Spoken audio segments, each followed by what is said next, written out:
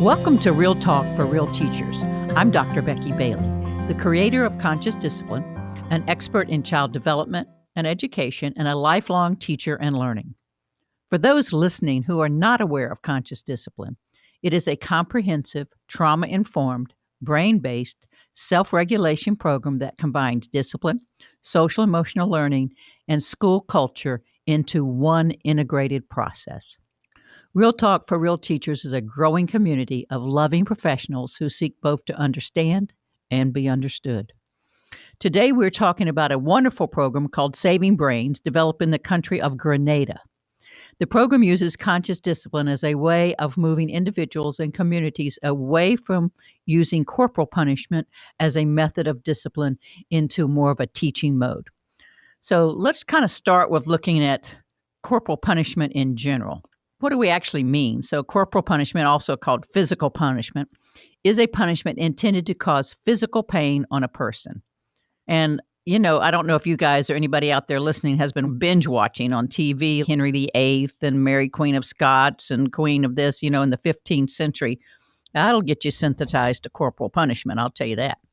The history and the rationale for the use of corporal punishment was that the pain, the injury, humiliation, and degradation it inflicted would deter the offender from committing similar offenses in the future.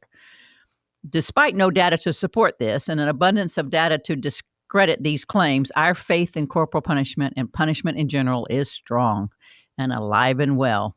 However, we are making progress in changing our mindset. So on the international front, corporal punishment is increasingly being viewed as a violation of children's human rights. The United Nations Committee on the Rights of the Child issued a directive in 2006 calling physical punishment legalized violence against children that should be eliminated in all settings through legislative, administrative, social, and educational measures. 192 countries ratified that treaty, with only the United States and Somalia failing to do so. Which brings us to the United States. So in the United States, we have 33 states have banned corporal punishment in schools, and 19 still allow it. Most of those 19 states are in the southern United States. And 75% of U.S. parents still believe corporal punishment is effective despite no research to support it and an abundance of research to discredit it. Actually, studies show that corporal punishment is ineffective and actually harmful to students. Schools in states that use physical punishment perform worse academically than those who have declared the practice illegal. Evidence shows that students who undergo corporal punishment have lower test scores and reported problems with depression, fear, and anger. Physical punishment also contributes to an overall violent atmosphere, leading students who witness it, experience it, to develop violent notions that that's how we solve problems. Those who undergo repeated abuse or violence are also prone to dropping out of school. So when we hear all that, we think, oh my Lord, but we don't need all this data to know how detrimental punishment is. We can just kind of reflect and look within ourselves to see the impact of our own self-punishment. Most of us, if you're like me, beat ourselves up daily for perceived wrongdoings. If we're not beating ourselves up, we're projecting our pain onto others and attempting to degrade or humiliate or theoretically beat them up, whether it's verbally or physically. Either way, punishment of ourself or others impacts our mood negatively. We know our mindset influences our inner states. Our inner states talk directly with our immune system, and not only do we take our mood down, we take our actual physical health down with us. So corporal punishment was used originally on adults, prisoners, and enslaved people. So it makes sense people historically who have been enslaved are very familiar with the culture of corporal punishment. That is the case in many Caribbean islands. So let's now talk to our guest and see what's happening down in the island of Grenada. Today, I have the privilege of talking with Dr. Barbara Landon. I met Barbara through a wonderful, brilliant, and deep friend of mine, her mother actually, Chris Landon, who was implementing conscious discipline in her preschool program. And Chris has always been a joy to me, and she's been somewhat of a mentor to me. So it was exciting to meet her daughter. Dr. Barbara Landon is a neuropsychologist and professor of bioethics at St. George's University School of Medicine in Grenada and a recipient of the Saving Brains grant. So, welcome, Barbara. How's the weather down there? Thanks, Becky. It's sunny and warm. Well, I'm glad to have you with us. And so, first, tell us about how you got involved with conscious discipline or what stuck out with you. I know your beautiful mother was the one who exposed it to you, but what grabbed your attention as a neuropsychologist? I mean, what made you think this has some potential to help children, families, and to deal with some kind of movement off this notion that corporal punishment is the ideal way to go about disciplining our children?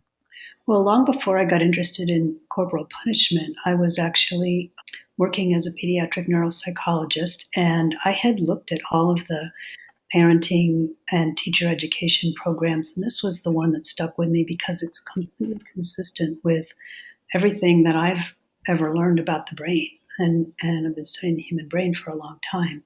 So I think I liked conscious discipline from the very beginning of time when I was exposed to it, based on its consistency with the brain. I had learned the triune brain model in graduate school as a way to really understand and simplify what happens with human behavior. So that's what I liked most about conscious discipline. Well, that makes sense. So then you wrote a grant through Grenada. Now, what was the intent of this grant you wrote, the Saving Brains grant? What was your goal and what were you looking for? Well, Grand Challenges Canada has a program, Saving Brains. They are actually interested in funding innovation around the world. Saving Brains is one of their programs. So we looked at this, my colleague Randy Wader and I looked at this grant and we thought, we're already doing this, but what if we could really have funding to bring conscious discipline to Grenada? Grenada's a country of 110,000 people, so it's a lot smaller than the US, where I had been recommending conscious discipline but not actually teaching it. So when I moved here, there were so many families really hurting for education, lots of disruption, lots of violence. Not that that doesn't exist everywhere in the world, but I saw it really up close here. And I thought, well, I know this program that's really pretty terrific for helping parents. And I was specifically focused on parents, helping parents discipline their children in alternative ways. Because the only way that most parents knew was physical punishment. Also, there's a local group of students called ALPS. I think they're all psychology majors or humanities majors, and they asked me to come and give a talk about corporal punishment and child abuse. So that's when I started really digging into the literature about corporal punishment. So Saving Brains came about because we were already interested in corporal punishment and presenting conscious discipline as an alternative, and because there was funding out there for something that we thought our program could qualify for because it is innovative. The purpose was not necessarily to address corporal punishment, but to build a society of people who are good problem solvers. Right. So, what was the conceptualization? Tell us about how you did the conscious discipline bus and how you were going to disseminate this information to parents, because you had already many programs going that are wonderful there, and you kind of bridged it into conscious discipline. So, tell us about that. Well, we partnered with a local group called the Roving Caregivers, and the Roving Caregivers exist in one form or another on several Caribbean islands. They were originally funded by the Van Leer Foundation and then sort of left on their own. In Grenada, there was one person, Miss Dawn Cyrus, who really championed early childhood education. So the Roving Caregivers were going into homes and doing infant stimulation with children 0 to 3. And we thought, well, if they're already out there going into communities, and Dawn Cyrus had made sure that most of them were trained in conscious discipline, because I was by that time teaching conscious discipline here. So we thought, since babies need way more than half an hour a week of face-to-face contact and stimulation, how about we train the rovers to train the parents and the caregivers rather than coming in once a week and giving half an hour of stimulation? Let's teach the parents how to be connected to their children, how to keep their children safe, how to foster brain development. So part of our program was that the rovers were still going into homes, but they changed their focus. And the other part was we bought a used bus. It's red, yellow, and green, the colors of Grenada's flag. And it says Saving Brains Grenada on the side of it. And it traveled all around the country teaching conscious discipline. So the roving caregivers who were seeing these families once a week, once a month, would come and get the families and bring them to the bus. So the bus would drive to the local playing field or playground or some gathering place, and we would put up a little tent and put a parachute down on the ground. Everybody had a job. We were able, thanks to conscious discipline, to give away the Sophie books. So each village received a bus visit once a month, and each bus visit had a theme. So that's kind of the way we did it. We have lots of evidence that this was quite effective. People loved the bus. In fact, 100% of our participants said they would recommend the bus to others. And it's very visible. It's a rolling billboard for neurodevelopment.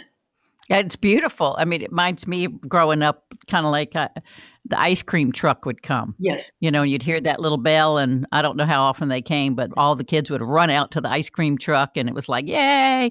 And it's kind of that model, that you would bring this bus, and the roving caregivers and the families would come to the bus and play and enjoy and learn. And so what are the results? I mean, so you said they turned out kind of good. And did you measure all this? We measured a lot. We have so much data. But the main finding was that the children who received conscious discipline through the rovers and the bus had better cognitive scores on an international measure called the Inter-NDA, Neurodevelopmental Assessment, considerably better scores than the children who were in our waitlist control group. So with that data, we went back to Grand Challenges after the pilot project finished and said, help us scale this up so we can go to the entire nation, so we can build a demonstration center for other Caribbean islands and small island developing states. So we have just, in the last few months, received word that we have been funded for a scale-up grant. Wonderful. Exciting and daunting. Yes.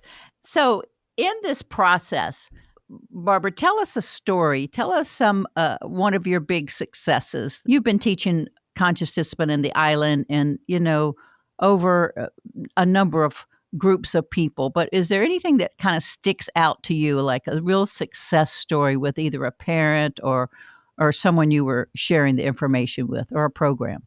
Well, there's so many success stories, Becky. It's very heartwarming. I think one of my favorites is a little boy whose mother, he and his mother came to the bus, and they were so disconnected from each other that she would not even have her picture taken with him.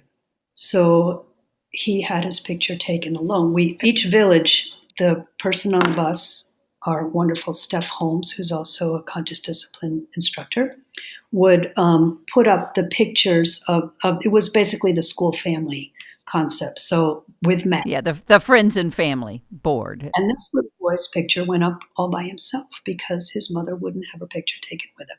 And now we have so many photos of that particular pair, that particular dyad, having fun together, reading together, playing, laughing together, rolling around on the parachute together.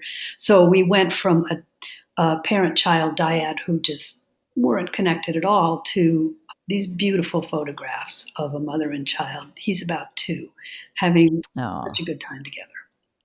So let me see if I got this right before you go to your next wonderful story.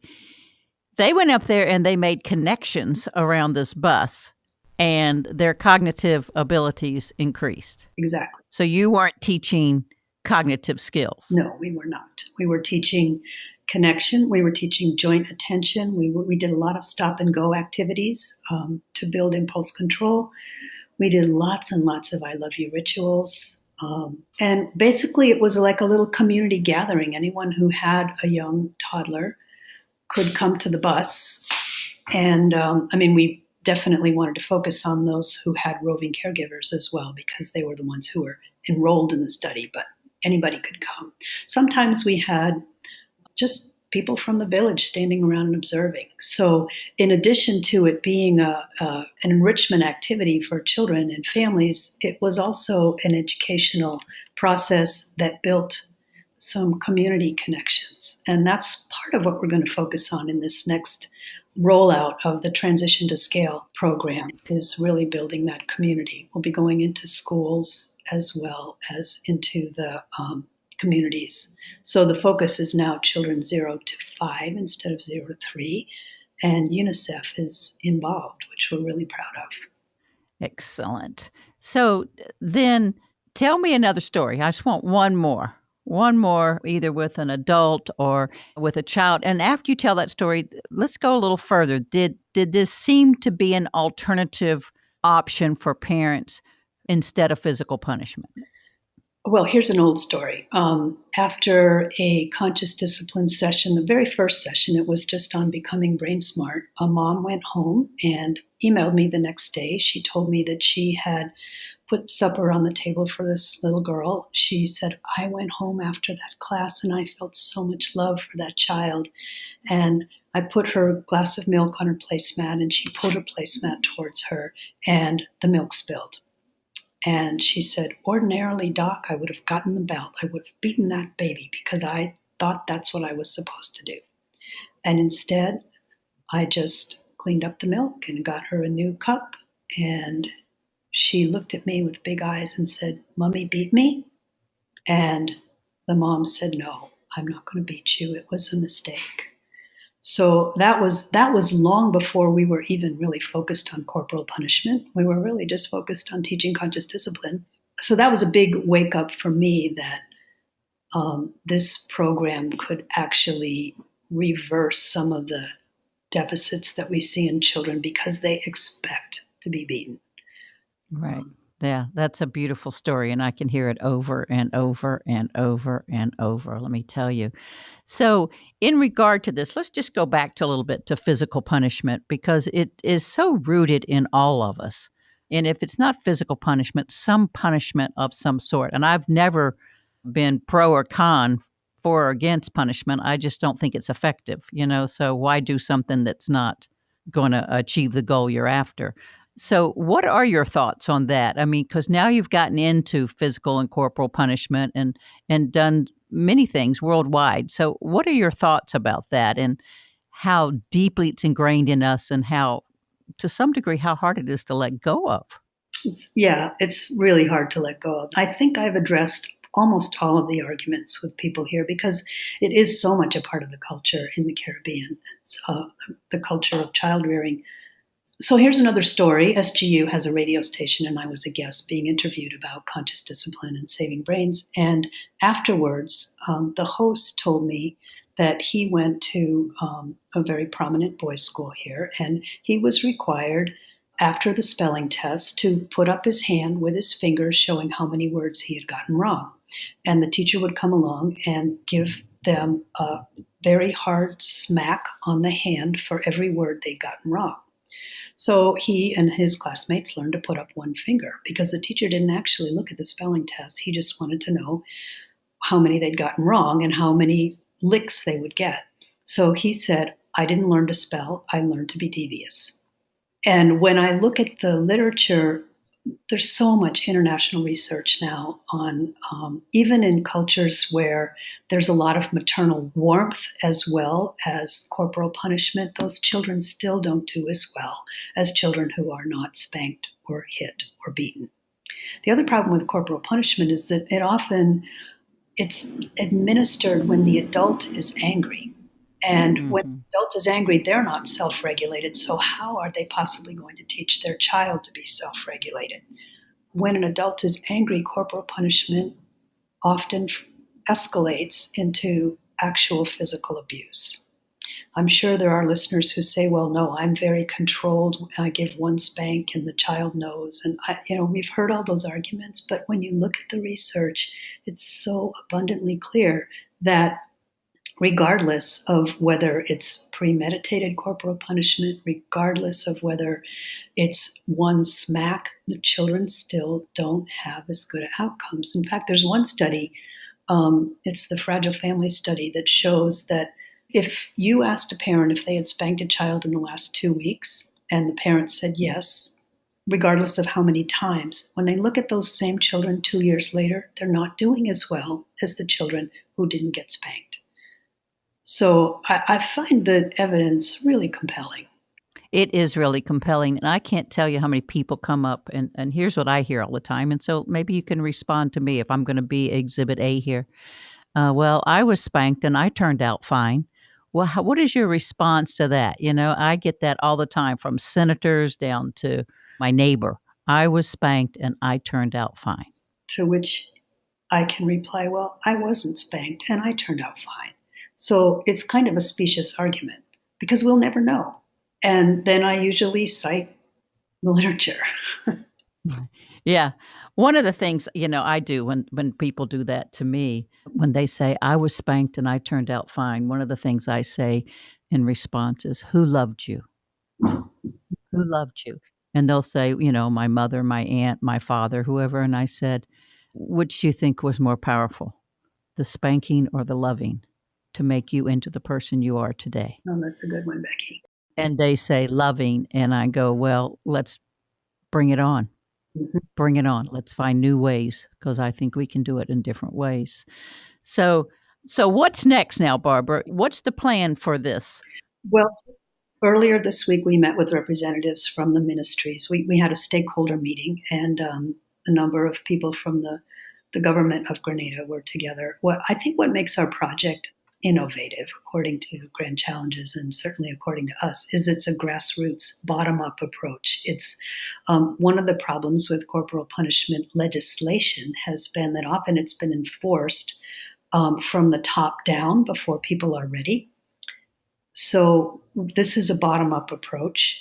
So we didn't really go to the government with our Saving Brains project initially, but now we are, because we're going into the schools and we need permission, first of all, and buy-in and support. So we're talking to lots of people in the government right now. We have a good amount of money to get the bus back on the road. So that's going to be one of the priorities. And then we will have a team of people measuring outcomes pre and post, and we will have a team of people going into the schools and daycare centers, kind of supporting what the roving caregivers have already done. We have to identify the schools. There are 106 pre-primary schools in Grenada, and so we will select some to start in year 1 and some to start in year 2. The other big thing that we'll do is we'll bring you and your team down to Grenada again, so that all of our people can learn from the best. Well, that's because your husband's going to take me diving. Yes, so let's just make sure everybody out there hears all this. Okay. All right. So if we had 3 things, say I'm in Trinidad or another country, and I know they're interested, but let's just take another island or another country, and they say, I want to do something like this on my island. I want to see if I can influence alternative ways of interacting with children in homes and schools so that we build more connection and more problem-solving citizens. What would be your first 3 tips? I mean, do this, do this, do this. What would be a start for someone out there that says, I'm going to do this? Oh, that's a really good question. I think, well, first of all, as we saw recently in Trinidad, bringing conscious discipline, bringing a 2-day workshop to teachers is really effective. So to get somebody out there to kind of present the ideas and kind of stir the pot a little bit. Right. Find people who say, yes, I want to do this. That's another really important part. Okay. Then find your yes people. Yeah, the people who already know what it feels like to be safe and connected. And then finally, for whoever is delivering the program, they have to work with those adults who don't know what it feels like. So we're talking about, I mean, of course, this is a generalization, but we're talking about generations of people who have not known what it feels like to feel safe and connected. So for those people, even if they're enthusiastic about conscious discipline, helping them to feel safe and connected seems to me to be really important, because otherwise it's just a bunch of, oh, let's put a safe place in a classroom, Right. without understanding that this is a well, Dawn Cyrus described it the other day. She said it's like being born again, to finally understand what conscious discipline is. So I don't know about born again, but certainly the words you use are paradigm shift. Right. And it's that experience of it. You don't know what you don't know. And creating an opportunity to experience that with you and in front of you and behind you and around you takes a creative person. Yeah, I have a series of photographs that I use, kind of illustrating two roving caregivers who were practicing an I love you ritual. And they were practicing it. They had the hand motions. I mean, they were really, they thought they had it. And there's the final photograph is this look of joy on both of their faces where they are connected. And you can feel it even looking at the photograph. So I think that's probably the most important part. I said it third, but Yeah. that feeling. Yeah. I've had a parent come up to me and, said, I didn't even know you were supposed to connect. I put food on the table. Yeah, I thought I was done. And I worked hard to get that food on the table, and she did. And she just didn't know that it went beyond putting a roof and some food. She had no idea right. that there was more than that Right. itself. Once she learned it, it wasn't just good for her child, it was good for her too. Right. And they beamed just like that photograph. Yeah. So, Barbara, I want to thank you for taking the time out and being with us. I know you've got many, many hats you play down there and the School of Medicine and with your community. So, thank you for joining us and thank you for sharing. And I look forward to seeing you soon. And I'll be down. I'll be down. Well, I can't wait, Becky. Thanks. Okay. Okay. Bye bye. Honor to talk to you. Thank you. So next is like, what is Becky up to now? I'm going to do something that I've been pondering. Now I'm going to have to wait a little bit just to fit it into my time schedule, but here's what I want to do. I really want to do a webinar that looks at the difference between punishment and consequences, because I think that we've just changed the name. Like when I was growing up, we had the word was mentally retarded, I think, was when I was growing up. But then it became mentally disabled. And then it became mentally challenged. So we changed the verbiage, but the essence of what we were talking about stayed the same. In other words, it was like a politically correct term to, and sometimes now I have to check on what's the new term for political correctness in that. And it's not so much being politically correct, it is being more accurate in our description for sure. But that's what we've done with punishment and consequences. It's like, oh, I don't punish anymore. We have consequences. Well, you still have the intent to harm, and that would be punishment. So I want to do a webinar on that and really pull those two apart, because I don't think we've really got to the point where we understand the consequences of our own actions. And, as I age, I'm getting to look back and reflect and go, whoa, I didn't see the consequence of that behavior because I was too busy punishing myself for what I did. So that's what I'm going to be up to. So keep an eye out for that down the road. You can always find out what's going on at consciousdiscipline.com. And so what am I celebrating? A celebration? Well, you know what I'm celebrating is we've worked hard. Barbara has worked tirelessly on the island of Grenada.